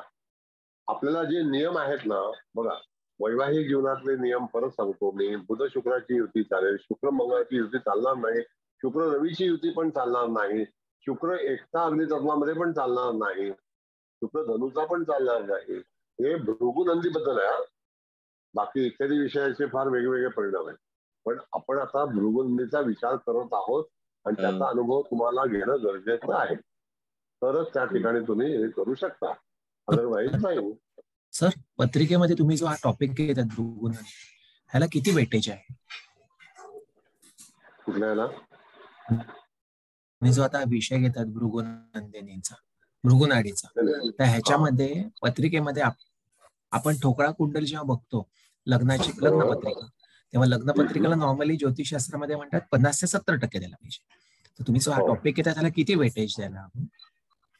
त्याला 100% वेळ आहे. बघा आता परत भृगुनंदीचे हा विषय भृगुनंदीचा आहे. त्याच्यामधले जे नियम सांगितलेले आहेत तर हे मी तुम्हाला व्याकरण शिकवतोय की अशा अशा घटना अशा अशा कारणामुळे होतील. त्याच्यामध्ये जो ऍडव्हान्स प्लॅनेट आहे तो त्याचं वर्चस्व सिद्ध करतो. आता ह्या कुंडलीमध्ये 29 अंशाला कुंडलीमध्ये शनी आहे, चंद्र आहे, तर तो वायू तत्वाचं नेतृत्व करणार म्हणजे करणारच. तिथे त्याच्याजवळ समजा मंगळाची युती असेल तर मंगळ हा युनिवर ठरेल. कळलं का? आणि जर समजा यदा कदाचित एखादा ग्रह बॉर्डरवरती वक्री आहे तर तो मागच्या राशीकडे जाण्यासाठी प्रयत्न करतोय म्हणजे तो रेट्रोग्रेड आहे. बरोबर. कळलं का? म्हणजे तो आपल्या ज्या राशीमध्ये भ्रमण करतोय तो तिथून माघारी चाललाय आणि तो दुसऱ्या राशीचा व्यवस्थापन करतोय. नंतर दुसऱ्या राशीतून तो परत त्याच राशीमध्ये येणार आहे. वक्री ग्रहाचा नियमच असा आहे ना, एखादा ग्रह राशांतर करून मागे गेला तो परत त्या राशीमध्ये येणार आहे. जसं गुरुचं झालं होतं, आता शनीचं होणार आहे. तुम्ही जाणार की नाही? राईट. दुसरी गोष्ट सांगतो तुम्हाला, ज्या वेळेला कुंभ राशीमध्ये शनी महाराज वक्री झाले तर त्यावेळेला मकर राशीला त्रास व्हायला सुरुवात झाली. तो त्रास जास्ती वाढला. रेट्रोगेशनमुळे. बरोबर आहे. रेट्रोगेशनमुळे मकर राशीचा त्रास वाढला आणि मकर राशीला जास्ती फलादेश वाईट यायला लागला. आणि जर समजा त्या ठिकाणी रवी आणि सूर्याची युती पुन्हा होणार आहे तर त्यावेळेला मकर राशीला अति त्रास होईल, जो 2020 साली झाला होता. या कोविडच्या पिरियड मध्ये झाला होता त्यावेळेला. 2020च्या जानेवारीमध्ये बघा तपासून तुम्ही. 15 जानेवारी 2020 नंतर मकर राशीमध्ये शनी रवीची युती होती. आता पण जो शनी होता आता वक्रीच होता ना, साधारणतः एप्रिल पासून ते आता सप्टेंबर पर्यंत. सर, शनी जो आता वक्री होता साधारण एप्रिल पासून आता सप्टेंबर पर्यंत, आता कुठे तो मार्गी लागलाय. मला वाटतं 15 तारखेपासून काहीतरी होते. आता कुंभीत चेंज होईल तो जानेवारीमध्ये. मग त्या पिरियड मध्ये पण वाईट जे अनुभव आले राजकीय पातळीवर किंवा बाकी सगळ्याच्या, ते अनुभवायला मिळाले. बघा आता परत सांगतो, आता मार्गी शनी झालेला आहे एवढं नक्की. बरोबर.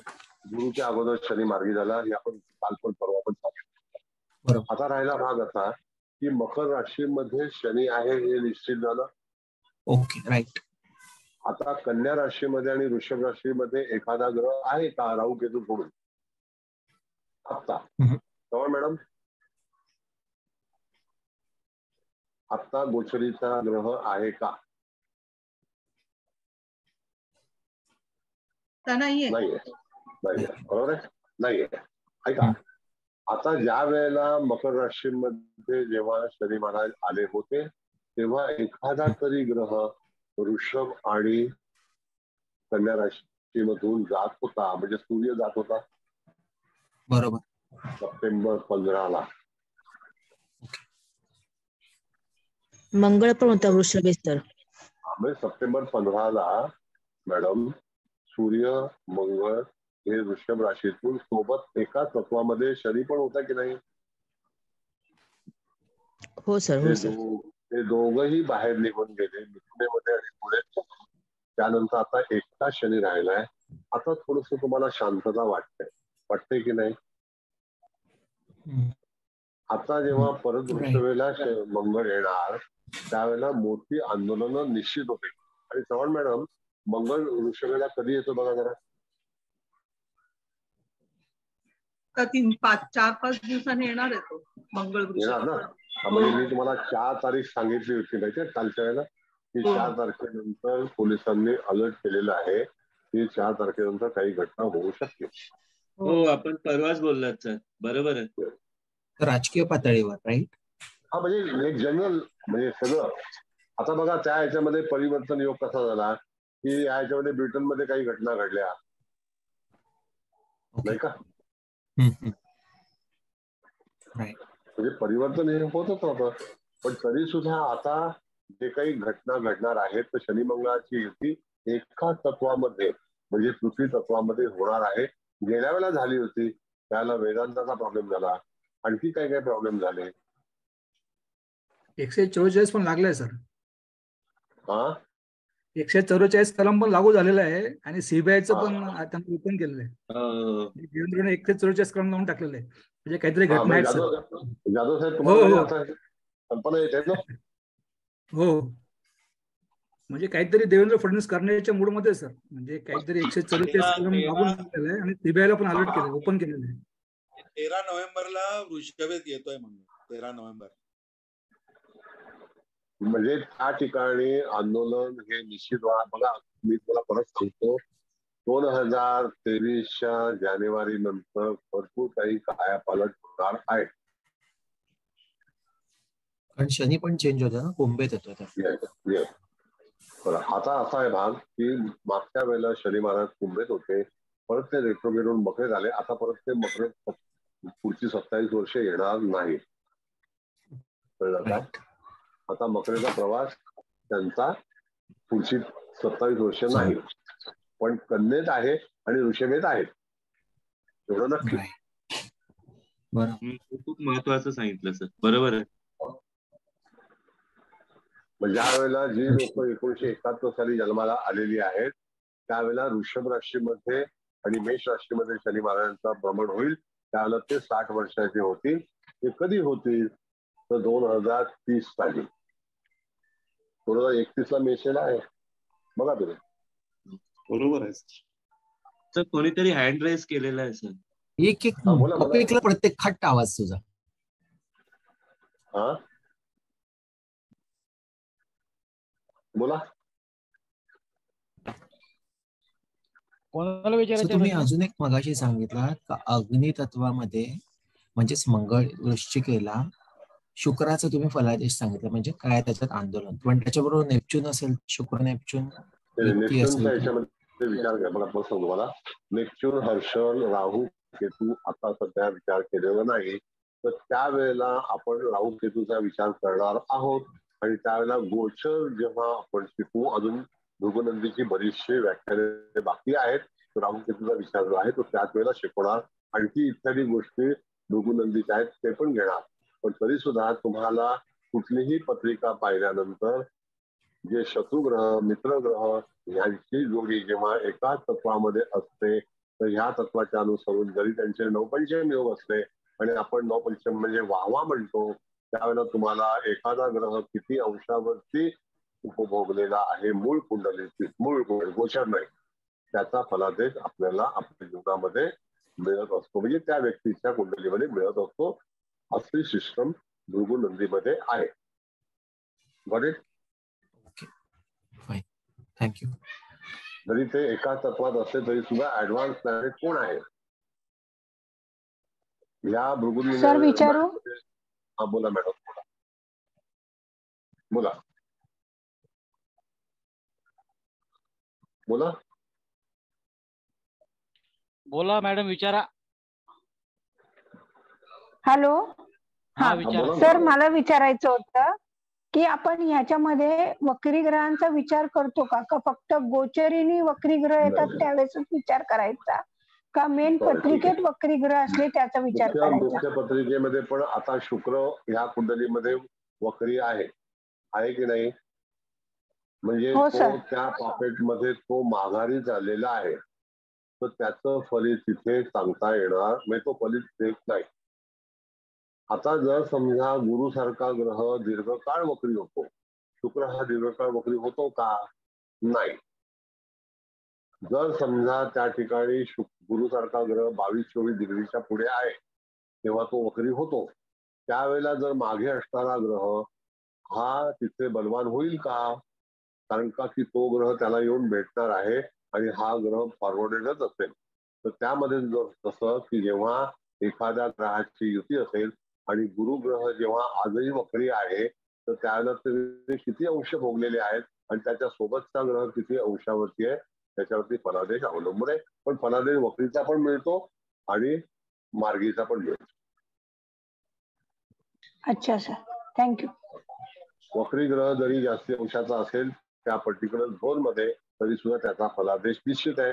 पण त्याच्या मागे कोण ग्रह आहे का त्याच तत्वामध्ये त्याच्यावरती फलादेश. म्हणून पत्रिका आता बघा मीन राशीमध्ये गुरु वक्रीला आहे, मीन राशीमध्ये, कर्क राशीमध्ये आणि वृश्चिक राशीमध्ये सध्या कोणते ग्रह आहेत का बघा? नाही आहेत. मग फलादेश कोणाला देणार आपण? नाही देणार, फक्त गुरुचा फलादेश देणार.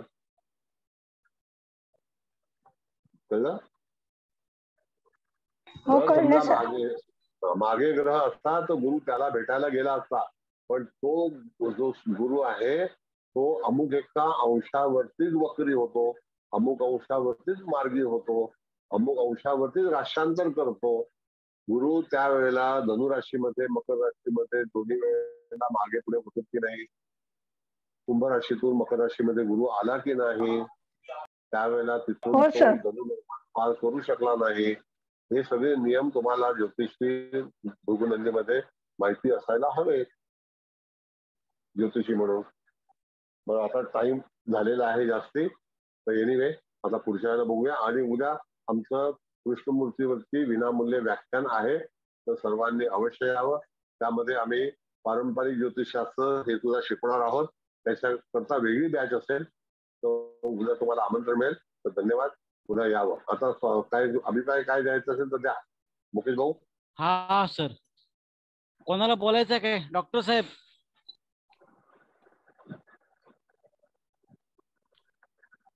डॉक्टर साहेब, डॉक्टर. हो मुकेश भाऊ बोला ना. बोला.